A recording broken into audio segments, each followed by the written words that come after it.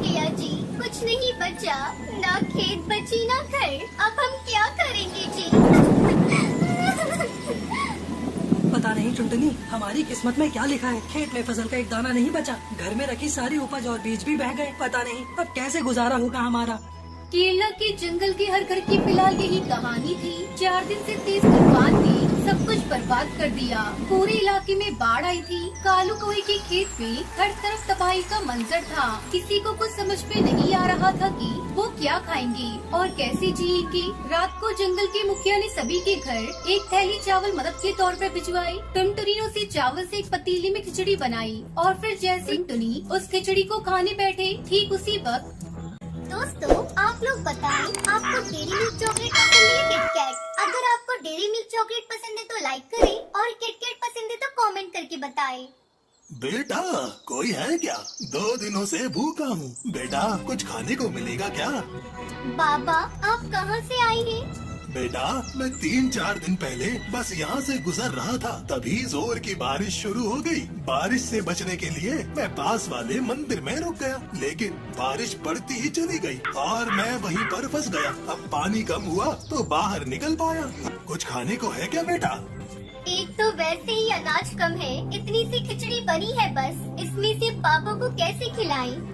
कोई बात नहीं, भगवान सब व्यवस्था करेगा। बाबा, आप अंदर आइए। बेटा, अगर कोई बात है तो जाने दो, मैं कहीं और जाकर खा लूँगा।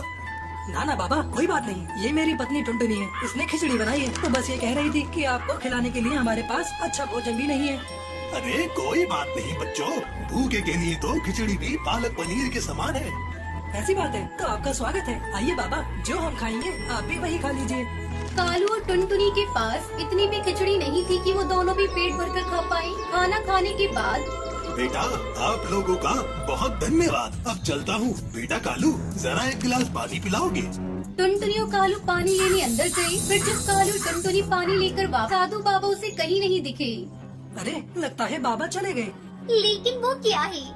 कालू की नजर उस जगह पर थी जहाँ वो साधु बाबा कुछ देर पहले बैठकर खिचड़ी खा रहे थे। अब साधु बाबा तो वहाँ पर नहीं थे, लेकिन उनकी जगह वहाँ पर एक अंगूठी रखी हुई थी जो काफी ज्यादा चमक रही थी। टुनटुनी, अरे टुनटुनी, जल्दी आओ। ये देखो, वो साधु बाबा अपनी अंगूठी यही भूल गए हैं। अंगूठी भूल गई? अंगूठी भला कौन भूलता है? शायद उन्होंने हाथ धोने के लिए अंगूठी निकाली हो और फिर पहनना भूल गए हो। तुम रुको, मैं देकर आता हूँ। वो अभी ज्यादा दूर नहीं गए होंगे।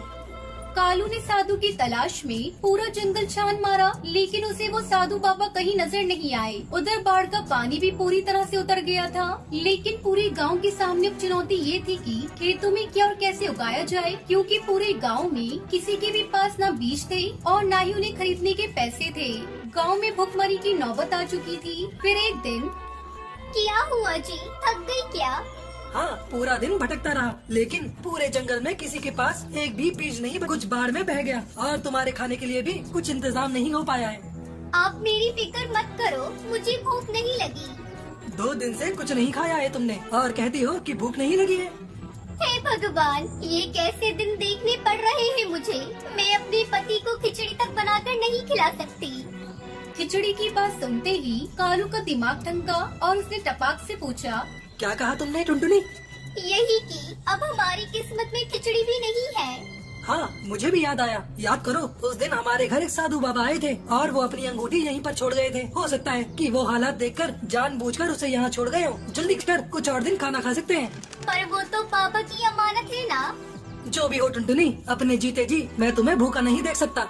कालू के कहने पर टुनटुनी अंगूठी को ले आई। जब उन्होंने ध्यान से देखा तो उस अंगूठी पर नख की जगह एक बीज लगा हुआ था। असल में वह जादुई फल का बीज था, जिसे कालू ने बड़े ध्यान से अंगूठी से अलग किया। पर कोई अपनी अंगूठी में नख की जगह फल का बीज क्यों लगाकर घूमेगा?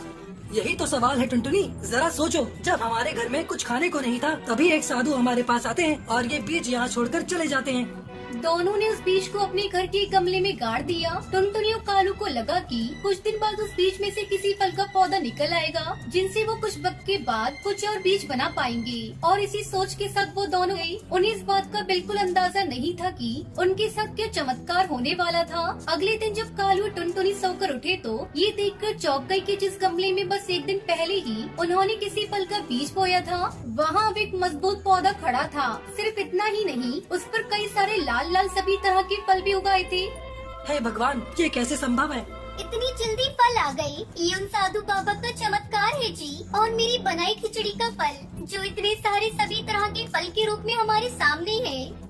कालू ने उस पौधे से निकले फलों से एक फल तोड़ा और उसमें से ढेर सारे बीज निकालकर अपने खेत में बो दिए। कई दिनों बाद दोनों पति पत्नी खुशी खुशी भागकर अपने खेत गए। वहाँ उन्होंने देखा कि पूरा का पूरा खेत कई तरह के फलों से भरा पड़ा था। इतने सारे फलों को देखकर दोनों खुशी से उछल पड़े।